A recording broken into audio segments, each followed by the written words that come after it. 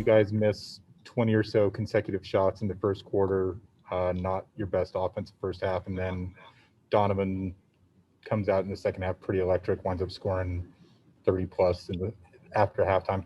What really kind of sparked the turnaround there, and what did you see out of Donovan specifically? Well, I thought for the most part, the looks we were getting early were good shots. I thought we were a little bit rushed, and I think as the game progressed, we settled down a little bit more and started, attacking the paint. We don't have to take quick threes all the time. If the ball can break the paint, we can still generate those shots. But I thought we settled in. Thought Donovan settled in, and as much as anything, I thought we threw ourselves into the defensive end. And we've talked about trying to continue to push the ball and move the ball.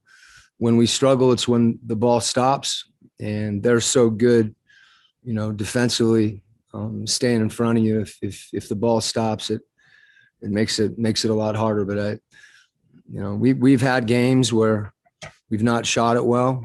And, those are the kind of games you have to rely on your defense. And, that the thing that I, really am pleased with is that we didn't stop shooting.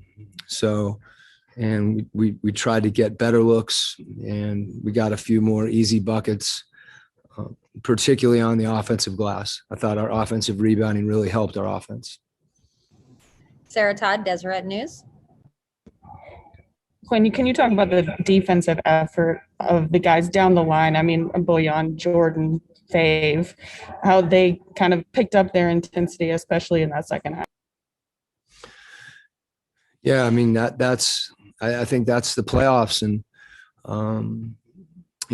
those guys had a feel for, what's needed in a game on that level against a team that's as good as the Clippers are. And as the game progressed, I thought we did a good job, of talking through some situations, that we touched a little bit, but, kind of happened on the move. And that's always, a really good sign that your guys are dialed in when they're communicating like that. And, making sure we're trying to run someone off a 3-point line when it's a 3-point game, switching a back screen when you have to, just lots of little things like that, that really make an impact. And so our focus and concentration on that end, not only our competing, but just our ability to execute at the right times was really important. Tony Jones, The Athletic. Coach, just, piggybacking off of, the physicality defensively, how important was it for you guys, that initial push in the second half to kind of get back in the game and kind of just see something good over an extended period of possessions? Yeah, I think, we hadn't shot well, but I didn't think we were defending poorly. I thought there were a couple situations that we didn't handle well, where they made some really good reads and were getting some open shots. But this is a series, and you can't get too high or too low. Obviously, this is one game, and I think every game you kind of have to approach the same way. That you've got to play throughout the 48 minutes, and our guys obviously kept their focus and we're able to do that and play a little better in the second half. But we've got our work cut out for us. We've won one. That's great. But as I said, I don't think you get too high or too low, especially when you're playing a team that's as good as these guys are. Ben Anderson, KSLSports.com. Quinn, it seemed like you were really on your team to try and get them to push the ball quickly off makes and misses. What did you see from your guys when they did that? Well, I think the initial thrust for us into a possession allows us, to make quick decisions. And as I said before, when they lock in on you, there's, whether it's PG or Kawhi or Batum, Rondo, right down the line, their wing defenders are really good. And then when Morris is up and he's moving his feet. So to the extent that we can try to get the ball up the court quickly, we're not having to play against that length as much. And that's part of, that's part of how we've played this year. So there, as I said, this morning, some of this is not, it's not a lot of mystery to it. It's just a question of execution. And obviously, there are adjustments and nuances and all those things. But, I think the biggest thing for us that we're going to try to keep doing is just try to keep competing and try to keep executing. Tim McMahon, ESPN. Quinn, what is it about Donovan that gives him the capability to just take over playoff games with the scoring?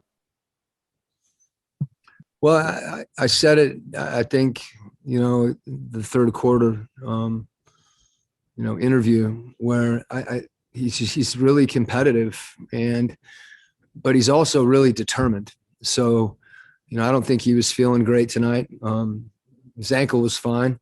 I think he wasn't feeling great physically. He was a little nauseous. He was a little lightheaded, and he's not going to accept that. And that's what I told him. Is that and that's where his mind is. It's like there's nothing that he's going to let get in the way of that focus. And he's also able to make he's made adjustments throughout the course of the game. He's a smart player, and he studies. So when he's doing something that maybe isn't as productive, he's able to make subtle adjustments. And I thought he was able to do that tonight. And then the other thing is he's not afraid to fail. He'll take the next shot, and we want him to take open looks. And if he misses a few of them, they're good shots, and keep taking them and keep attacking. And that's who he is.